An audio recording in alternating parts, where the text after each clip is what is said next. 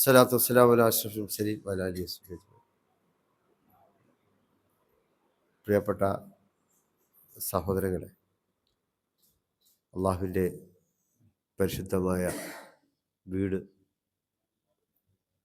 അവൻ്റെ ഭവനം, അതാണ് വിശുദ്ധമാക്കപ്പെട്ട മസ്ജിദുകൾ.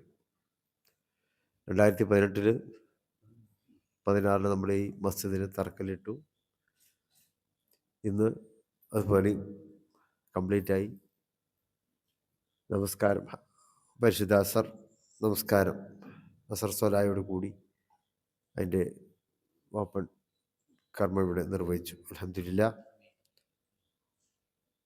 പള്ളി, മദ്രസകൾ, ദീനി സ്ഥാപനങ്ങൾ, ഇതെല്ലാം തന്നെ അള്ളാഹുവിലും അന്ത്യനാളിലും വിശ്വസിക്കുന്നവർ, നമ്മൾ അള്ളാഹുവിൽ വിശ്വസിക്കുന്നു, റസൂലുമാരിൽ വിശ്വസിക്കുന്നു, അള്ളാഹുവിൻ്റെ കിതാബുകളിൽ വിശ്വസിക്കുന്നു, അന്ത്യനാളിൽ വിശ്വസിക്കുന്നു. ഇങ്ങനെ വിശ്വാസപരമായിട്ടുള്ള ആ കാര്യങ്ങൾ, നമസ്കാരം, ഹജ്ജ്, സക്കാത്ത്, നോമ്പ്, ഇതെല്ലാം നമ്മുടെ ജീവിതത്തിൻ്റെ ഭാഗമാണ്, പാർട്ട് ഓഫ് അവർ ലൈഫാണ്. ഒരു മുസ്ലിമിനെ സംബന്ധിച്ചിടത്തോളം നമസ്കാരം, റമദാന് നോമ്പ് അനുഷ്ഠിക്കലും, സക്കാത്ത് നിർവഹിക്കലും, ഹജ്ജ് ചെയ്യലും, ഇതെല്ലാം തന്നെ ഒരു മുസൽമാൻ്റെ വിശ്വാസപരമായിട്ടുള്ള കാര്യങ്ങളാണ്. അതേപോലെയുള്ള കാര്യം തന്നെയാണ് പള്ളികളിൽ. ഇന്നമായ ഒരു മസാദുല്ലാഹി മന്നാമിലുല്ലാഹി വല്ലമില്ലാഹ് എന്ന് ഖുർആൻ പറയുന്നുണ്ട്. നോമ്പനുഷ്ഠിക്കുന്നത് പോലെ, നമസ്കരിക്കുന്നത് പോലെ, ഹജ്ജ് ചെയ്യുന്നത് പോലെ, സക്കാത്ത് കൊടുക്കുന്നത് പോലെ, എന്നതുപോലെ തന്നെ അള്ളാഹു വിശ്വസിക്കുന്നത് പോലെ, മലായിക്കത്തിൽ വിശ്വസിക്കുന്നത് പോലെ, മുർസലീങ്ങളിൽ വിശ്വസിക്കുന്നത് പോലെ, ഇങ്ങനെ വിശ്വാസപരമായിട്ടുള്ള കാര്യങ്ങൾ, കലിമത്ത് തൗഹീദിൽ വിശ്വസിക്കുന്നത് പോലെ, ഖദറിൽ വിശ്വസിക്കുന്നത് പോലെ, അതുപോലൊക്കെ തന്നെയാണ് ആ വിശ്വാസങ്ങളോടൊപ്പം ജീവിക്കുന്നവർ. അവരുടെ ഉത്തരവാദിത്തമാണ് പള്ളി ഉണ്ടാക്കുക എന്നുള്ളത്. അതേപോലെ റസൂൽ സല്ലല്ലാഹു അലൈഹി വസല്ലമയുടെ കാലം തൊട്ട് തന്നെ അതുണ്ടായി. അവിടുന്ന് മക്കയിൽ നിന്ന് മദീനയിലേക്ക് ഹിജ്റ പോയല്ലോ. ഹിജ്റയെ തുടർന്ന് മക്കയിൽ നിന്ന് മദീനയിലെത്തി അവരുടെ ഒട്ടകം മുട്ടികുത്തിയ സ്ഥലത്ത് അവിടെ അവർ പള്ളി ഉണ്ടാക്കുകയാണ്, മസ്ജിദുൽ ഖുബ. പിന്നീട് മസ്ജിദ് നബവി ഉണ്ടാക്കി. പരിശുദ്ധ മസ്ജിദുൽ ഹറാം, കഅബാലയം സ്ഥിതി ചെയ്യുന്ന, നമ്മൾ ഹജ്ജിന് പോകുന്ന കഅബാലയം സ്ഥിതി ചെയ്യുന്ന മസ്ജിദുൽ ഹറാം മക്കയിൽ. അത് കഴിഞ്ഞാൽ പിന്നെ രണ്ടാമത്തെ സ്ഥാനമാണ് മസ്ജിദ് നബവിക്കുള്ളത് സല്ലല്ലാഹു അലൈഹി വസല്ലം. അതും കഴിഞ്ഞ് മൂന്നാമത്തെ സ്ഥാനമാണ് മസ്ജിദുൽ അക്സക്കുള്ളത്. ഇന്ന് മസ്ജിദുൽ അക്സ, ആ പ്രദേശം ജൂതന്മാർ കൈയടക്കി വച്ചിരിക്കുകയാണ്. അതിൽ നിന്ന് ആ പ്രദേശത്തെ അള്ളാഹു, പരിശുദ്ധ മസ്ജിദുൽ അക്സയെ അള്ളാഹു മോചിപ്പിച്ച് തരുമാറാകട്ടെ. ജൂത കൈകളിൽ നിന്നും അതിനെ മോചിപ്പിച്ച് വിശ്വാസികൾക്ക് അള്ളാഹു അതിനെ ഏൽപ്പിച്ച് തരുമാറാകട്ടെ. അപ്പോൾ മസ്ജിദ് നബവി, അത് പരിശുദ്ധ പ്രവാചകൻ സല്ലല്ലാഹു അലൈഹി വസല്ലം അവിടുത്തെ ആളുകളിൽ നിന്ന് സഹകരണം, അവരിൽ നിന്നൊക്കെയുള്ള സഹായങ്ങൾ, അതെല്ലാം സ്വീകരിച്ചുകൊണ്ടാണ് മസ്ജിദ് നബവി ഉയർന്നു വന്നത് എന്ന് നമുക്ക് അറിയുവാൻ സാധിക്കും. അപ്പം ഇങ്ങനെ ലോകമെമ്പാടും മുസ്ലിങ്ങൾ എത്തുന്ന സ്ഥലങ്ങളിലെല്ലാം പള്ളി എടുക്കുന്നു. ഇന്ത്യയിൽ ആദ്യത്തെ പള്ളി എവിടെയാണ്? നിങ്ങൾ പലരും കണ്ടിട്ടുണ്ടാവും. ആദ്യത്തെ പള്ളി കൊടുങ്ങല്ലൂരിലാണ്. കൊടുങ്ങല്ലൂർ ചേരമാൻ മസ്ജിദ്, നമ്മുടെ എറണാകുളത്തിന് അടുത്തുള്ള കൊടുങ്ങല്ലൂർ. അതാണ് ഇന്ത്യയിലെ ആദ്യത്തെ മസ്ജിദ്. മഹാനായ മാലിക് മദീന റളിയല്ലാഹു അൻഹു സംഘവും അവർ കേരളത്തിലെത്തി പരിശുദ്ധ ദീനിൻ്റെ പ്രബോധനത്തിന് വേണ്ടി അത് ദഅവ ചെയ്യുന്നതിന് വേണ്ടിയാണ് അവർ വന്നത്. അവർ വന്നപ്പോൾ അവരെ സ്വീകരിച്ചത് ഹിന്ദുക്കളായിരുന്നു. അവർ വന്ന സമയത്ത് കേരളത്തിൽ മുസ്ലിങ്ങളുണ്ടായിരുന്നില്ല, കാരണം ഇസ്ലാമിനെ കുറിച്ച് അറിയില്ലല്ലോ. അവർ വന്നതിന് ശേഷമാണ് ഇസ്ലാം എന്താണെന്ന് കേരളത്തിൻ്റെ അവിടുത്തെ മലയാളികൾ അറിയുന്നത്. അവരവിടെ വന്നു. അവിടുത്തെ പെരുമാൾ രാജാക്കന്മാർ അവരവരെ സ്വീകരിച്ചു. ഇന്നത്തെ കാലത്താണെങ്കിൽ വന്നാൽ ചിലപ്പോൾ ഗോവയ്ക്ക് വിളിച്ച് പോകാൻ പറയും. അന്ന് അങ്ങനെയല്ല. അന്ന് സൗഹാർദ്ദത്തോടെ കെട്ടിപ്പിടിച്ചുകൊണ്ടാണ്, ആലിംഗനം ചെയ്തുകൊണ്ടാണ് അവർ സ്വീകരിച്ചത്. അപ്പോൾ ഈ പെരുമാൾ രാജാക്കന്മാർ രാജകുടുംബമാണല്ലോ. സ്വത്തും സമ്പത്തും ഭൂമിയും ഒക്കെ അവർക്ക് ധാരാളമുണ്ട്. അവർക്ക് മാലിക് ദീനാർ അള്ളാഹുവിന് ആഗ്രഹം പ്രകടിപ്പിച്ചു, നമുക്കിവിടെ ഒരു പള്ളിക്ക് വേണ്ടി സൗകര്യം വേണം. അപ്പോൾ രാജാവ് കൊടുങ്ങല്ലൂരിലെ ഒരു ക്ഷേത്രമുണ്ട്, അതിൻ്റെ വെളിപ്പാട് അകലെ തന്നെയാണ് ഈ പള്ളിക്കും സ്ഥലം അനുവദിച്ച് കൊടുത്തത്. അങ്ങനെ ഇന്ത്യയിൽ ആദ്യത്തെ പള്ളി അവിടെ നിലവിൽ വന്നു. ഇപ്പോൾ വളരെ മനോഹരമായ രീതിയിൽ വീണ്ടും പുതുക്കി പണിതിട്ടുണ്ട്. ആ പഴയ രൂപവും ഭാവവും നിലനിർത്തിക്കൊണ്ട് തന്നെ പുതിയ എഞ്ചിനീയറിംഗ് കൂടെ തന്നെ, പക്ഷെ പഴയ രൂപമൊക്കെ അവിടെ ഉണ്ട്. അത് അതിൻ്റെ ഓൾഡൻ വ്യൂസ് ഒന്നും എലിവേഷനൊന്നും നശിപ്പിക്കാതെ തന്നെയാണ് ഇപ്പോഴും അത് പുതുക്കി പണിതിട്ടുള്ളത്, റിനോവേഷൻ ചെയ്തിട്ടുള്ളത്. ആ മാലിക് സംഘം പിന്നെ തമിഴ്നാട്ടിലേക്കൊന്ന് കിഴക്കര വന്നു, തേങ്ങാപട്ടണത്ത് വന്നു. തമിഴ്നാടിൻ്റെ കന്യാകുമാരി ഭാഗത്ത്, നാഗപട്ടണം ആ ഭാഗത്ത്, നാഗർകോവിൽ അതിലെവിടെയെങ്കിലും നിന്ന് അവർ അവിടെയൊക്കെ പ്രബോധനം നിർവഹിച്ചു. മംഗലാപുരം ഭാഗത്തെത്തി, കാസർഗോഡ് എത്തി. കാസർഗോഡാണ് അവിടുന്ന് അന്ത്യവിശ്രമം കൊള്ളുന്നത് നമുക്കറിയാം. പുഴ സഞ്ചരിക്കുന്ന ഭാഗങ്ങളിലൊക്കെ അവരും പള്ളികൾ എടുത്തിട്ടുണ്ട്. കാരണം അന്നത്തെ സഞ്ചാരം അങ്ങനെയാണല്ലോ, റോഡുകളല്ലല്ലോ, പുഴയിലൂടെയാണല്ലോ സഞ്ചരിക്കുന്നത്. അപ്പോൾ അവിടെ കണ്ണൂരിൽ, കാസർഗോഡ്, മാടായി, ശ്രീകണ്ഠപുരം, നിലാമുറ്റം ഇങ്ങനെയുള്ള പ്രദേശങ്ങളിലൊക്കെ പള്ളികൾ നിർമ്മിച്ചു. അതൊക്കെ ഇന്നും നമുക്ക് അവിടെ കാണുവാൻ കഴിയും. അപ്പോൾ ഒരു പള്ളി നിലവിൽ വന്നു കഴിഞ്ഞാൽ അവിടെ ഒരു സമൂഹം ഉണ്ടാകുന്നു. പള്ളി എന്നാൽ പിന്നെ മദ്രസ ഉണ്ടാവും, മറ്റു സ്ഥാപനങ്ങളുണ്ടാവും. അതിൽ നിന്ന് കുട്ടികൾക്ക് പഠിക്കുവാൻ സാധിക്കും. പുതിയ ഇളം തലമുറയിൽപ്പെട്ടവർക്ക് പരിശുദ്ധ ദീനി വിദ്യാഭ്യാസം മദ്രസകളിലൂടെ അവർക്ക് നേടിയെടുക്കുവാൻ കഴിയും. അങ്ങനെ പള്ളി വിശ്വാസികളുടെ ഏറ്റവും വലിയ അത്താണിയായി മാറുന്നു.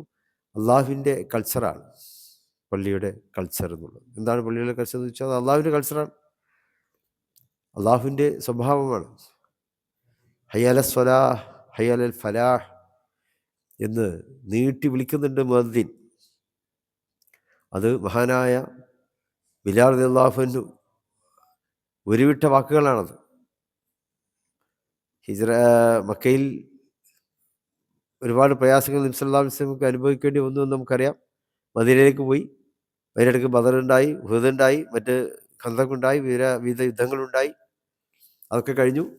പിന്നെ മക്കം ഫതഹ് വിജയത്തിൻ്റെ മക്കയിലേക്ക് അവർ വന്നു. മക്കയിലല്ല, ഖുറൈശികളൊക്കെ കീഴ്പ്പെടുത്തി വിശുദ്ധ മക്കയിലേക്ക് പരിശുദ്ധ പ്രവാചകൻ സല്ലല്ലാഹു അലൈഹി വസല്ലം അനുയായികളും എത്തി. അവിടെ അബൂ സുഫിയാനും ഖുറൈശി നേതാക്കളൊക്കെ ഉണ്ടായിരുന്നു. അവർ ഇസ്ലാമിന് ശത്രുക്കളായിരുന്നു. അവർ നബി സല്ലല്ലാഹു അലൈഹി വസല്ലം ഞങ്ങളെന്തെങ്കിലും ചെയ്യുമോ എന്ന് ഭയപ്പെട്ടുകൊണ്ടിരിക്കുകയായിരുന്നു അവർ. എന്നാൽ നബി സല്ലല്ലാഹു അലൈഹി വസല്ലം അവർക്ക് മാപ്പ് കൊടുക്കുകയാണ് ചെയ്തത്. അബൂ സുഫിയാനും അയാളുടെ കൂട്ടുകാർക്കൊക്കെ ഞാൻ മാപ്പ് കൊടുത്തിരിക്കുന്നു എന്ന് റസൂൽ സല്ലല്ലാഹു അലൈഹി വസല്ലം. പിന്നീട് അവർ ഒക്കെ തന്നെ പരിശുദ്ധ ദീനിലേക്ക് കടന്നു വന്നു എന്നുള്ളത് ചരിത്രം നമുക്ക് പറഞ്ഞു തരികയാണ്. അപ്പം അന്ന് മക്കയിലെത്തിയപ്പോൾ പരിശുദ്ധ കഅബാലയം അത് ഖുറൈശിയുടെ കൈകളിലായിരുന്നല്ലോ. ബിംബങ്ങളും വിഗ്രഹങ്ങളും ഒക്കെ ആയിരുന്നു അന്ന് കഅബാലയത്തിനുള്ളിലുണ്ടായിരുന്നത്. എന്നാൽ ഏകദൈവ വിശ്വാസമാണ്, സിദ്ധാന്തമാണ് റസൂൽ സല്ലല്ലാഹു അലൈഹി വസല്ലം പ്രചരിപ്പിച്ചത്. ലാ ഇലാഹ ഇല്ലല്ലാഹ് മുഹമ്മദ് റസൂലുള്ളാഹ് എന്ന കലിമത്ത് തൗഹീദ്. അപ്പോൾ ആ വിഗ്രഹങ്ങളെയും ബിംബങ്ങളെയൊക്കെ അവിടുന്ന് കഅബയിൽ നിന്ന് നീക്കം ചെയ്തു. എന്നിട്ട് ബിലാൽ റളിയല്ലാഹു അൻഹുവിനോട് കഅബയുടെ മുകളിൽ കയറാൻ പറഞ്ഞു. അവിടുന്ന് ബാങ്ക് വിളിക്കാൻ പറഞ്ഞു. അല്ലാഹു അക്ബർ, അല്ലാഹു അക്ബർ, അഷ്ഹദു അല്ലാ ഇലാഹ ഇല്ലല്ലാഹ്, അഷ്ഹദു അന്ന മുഹമ്മദൻ റസൂൽ, ഹയ്യ അലൽ സ്വലാഹ്, ഹയ്യ അലൽ ഫലാഹ്. ബാങ്കിൻ്റെ ഏറ്റവും വലിയ ആഹ്വാനം അതാണ്. നിങ്ങളെ നമസ്കാരത്തിലേക്ക് ക്ഷണിക്കുന്നു, നിങ്ങളെ വിജയത്തിലേക്ക് ക്ഷണിക്കുന്നു എന്നാണ് ആ വാക്കുകളിലൂടെ. അതായത് നമസ്കരിക്കുമ്പോൾ അത് അള്ളാഹു ഉമാ ഖലഖ്തുൽ ജിന്ന വൽ ഇൻസ ഇല്ലാ ലിയഅ്ബുദൂൻ, നമ്മെ ആരാധിക്കാൻ വേണ്ടിയല്ലാതെ ആ മനുഷ്യവർഗത്തെയും ജിന്നുവർഗത്തെയും സൃഷ്ടിച്ചയച്ചിട്ടില്ല എന്ന് ഖുർആൻ പറയുന്നുണ്ട്. അപ്പോൾ ആരാധനകളിൽ ഏറ്റവും മുഖ്യമായിട്ടുള്ളത്, അഫ്ദലായിട്ടുള്ളത് നമസ്കാരമാണ്. അപ്പോൾ ആ നമസ്കാരം അത് ഉതിർത്തു വരുന്നു, നമ്മൾ തക്ബീറത്തുൽ ഇഹ്റാം ചെയ്യുന്നു, നമസ്കാരത്തിലേക്ക് പ്രവേശിക്കുന്നു, ഫാത്തിഹ ഓതുന്നു, റുക്കോയിലേക്ക് പോകുന്നു, ഇത്തിദാലിലേക്ക് വരുന്നു, വീണ്ടും സുജൂദിലേക്ക് പോകുന്നു, വീണ്ടും സുജൂദിലേക്ക് പോകുന്നു, പിന്നെ അത്തഹിയാത്ത് പോകുന്നു. അങ്ങനെ 2 റക്അത്ത് നിസ്കരിക്കാം, 4 റക്അത്ത് നിസ്കരിക്കാം. ഇങ്ങനെ ഭക്തിനനുസരിച്ച് നമ്മളൊക്കെ ചെയ്യുന്നു. എന്നാൽ അങ്ങനെ ശാരീരികമായ ആ ഒരു അഭ്യാസ പ്രകടനം മാത്രമല്ല നമസ്കാരം, മറിച്ച് ആ നമസ്കാരം നമ്മളെ വിജയത്തിലേക്ക് നയിക്കുന്നു എന്നാണ് ബിലാൽ അല്ലാഹു ആ ബാങ്കിൻ്റെ ഉച്ചാരണത്തിൽ, അതായത് ബാങ്ക് വിളിയുടെ ഉച്ചാരണത്തിലൂടെ വിശ്വാസികളോട് ആവശ്യപ്പെടുന്നു. നിസ്കരിക്കുക, ആ നിസ്കാരം നിങ്ങളെ വിജയത്തിലേക്ക് എത്തിക്കും എന്നുള്ളത് മുസ്ലിം സമൂഹത്തിൻ്റെ വിജയം അതാണ്. നമ്മൾ നിസ്കാരം നിലനിർത്തിക്കൊണ്ട് ജീവിക്കുമ്പോൾ നമ്മുടെ സമൂഹത്തിന് വിജയമുണ്ടാകും. നമ്മൾ നിസ്കാരത്തിൽ നിന്നും പിന്തിരിയുമ്പോൾ അവിടെ നമുക്ക് പരാജയം. അല്ലാഹു കാത്തുരക്ഷിക്കുമാറാകട്ടെ. കാരണം ഇന്നിപ്പോൾ നമ്മൾ എണ്ണം കൊണ്ടൊന്നും കുറവില്ല, മുമ്പത്തെ പോലെയല്ല. എണ്ണം കൊണ്ട് മുസ്ലിങ്ങൾ കൂടുതലുണ്ട്, പക്ഷെ അതിനനുസരിച്ചുള്ള ശക്തിയില്ല എന്നുള്ളതാണ്. കാരണം എന്താണ്? നമ്മൾ നമസ്കാരത്തിനൊന്നും വേണ്ടത്ര ശ്രദ്ധ നമ്മൾ പുലർത്തുന്നില്ലേ എന്നുള്ളതാണ് നമ്മൾ സ്വയം ചിന്തിക്കേണ്ടത്. എന്നാൽ മുൻകാലങ്ങളിൽ എണ്ണം കുറവായിരുന്നു. സുൽത്താൻ്റെ കാലത്ത് കുറവായിരുന്നു, സ്വഹാബത്തിൻ്റെ കാലത്ത് കുറവായിരുന്നു, ഖുലഫാ കാലത്ത് ഇന്നത്തെ പോലെ തട്ടിച്ചു നോക്കുമ്പോൾ കുറവായിരുന്നു. പക്ഷെ അവർക്കൊക്കെ ശക്തി ഉണ്ടായിരുന്നു, അവർക്ക് ബലവാന്മാരായിരുന്നു. ബലം എന്ന് പറഞ്ഞാൽ ശരീരത്തിൻ്റെ ബലമല്ല, മറിച്ച് വിശ്വാസത്തിൻ്റെ ബലം, വിശ്വാസത്തിൻ്റെ ശക്തി അവർക്കൊക്കെ ഉണ്ടായിരുന്നു. ആ വിശ്വാസത്തിൻ്റെ ശക്തിയിൽ അവർ ജീവിച്ചപ്പോൾ അവർക്ക് എല്ലാ വിജയങ്ങളും അല്ലാഹു നൽകുകയുണ്ടായി. ഇന്ന് ലോക മുസ്ലിം സമൂഹം പലപ്പോഴും പരാജയങ്ങൾ നേരിടേണ്ടി വരും. പലസ്തീനിലൊക്കെ നമുക്ക് കാണാൻ പറ്റുന്നതാണല്ലോ പരാജയം.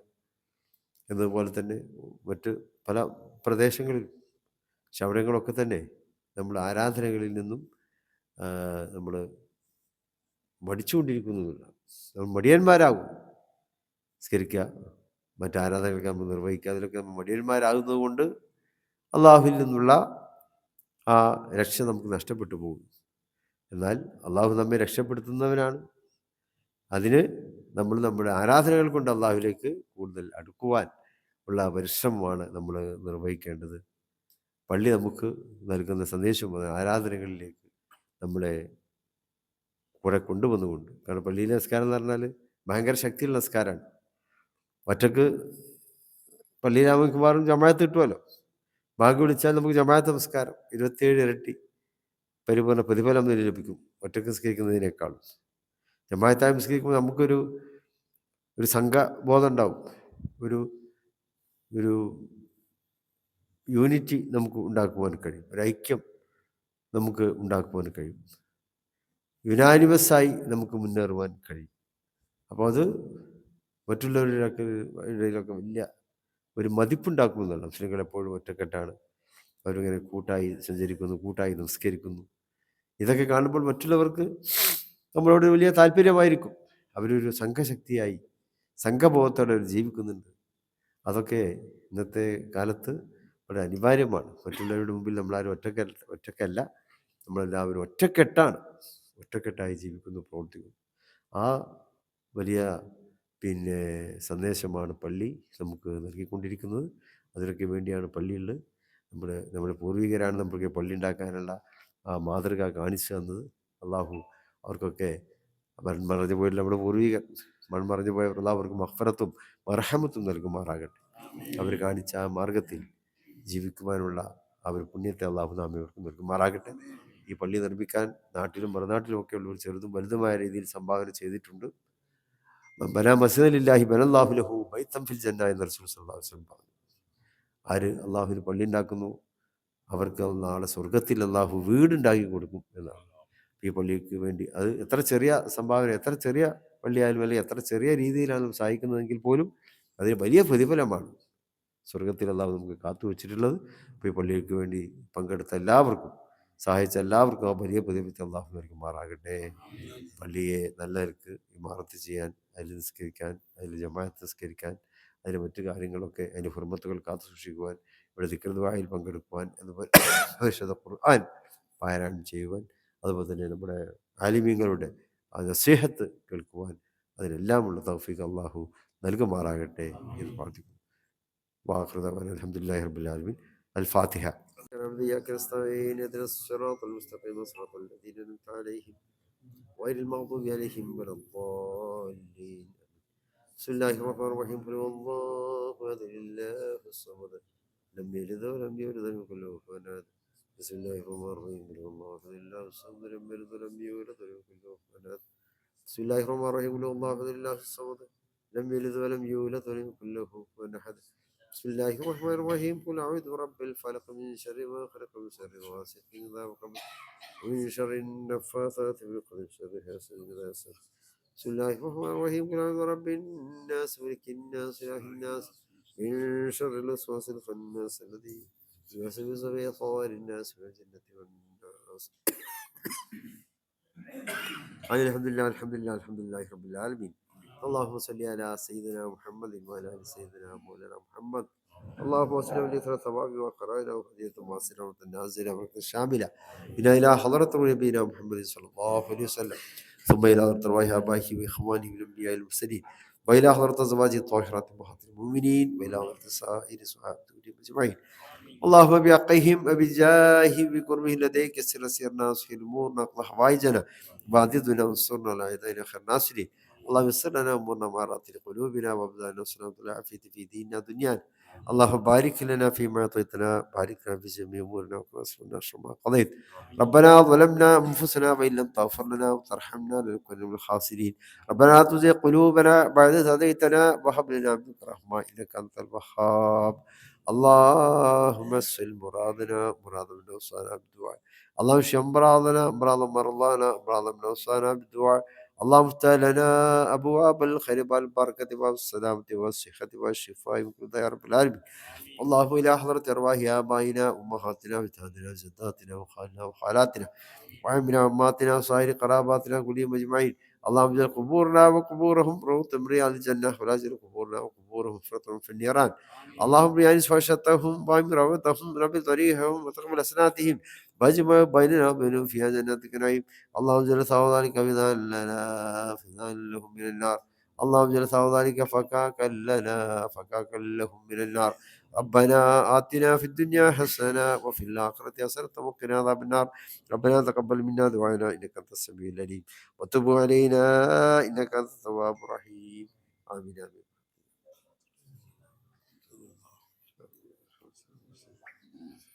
صلى الله عليه وسلم.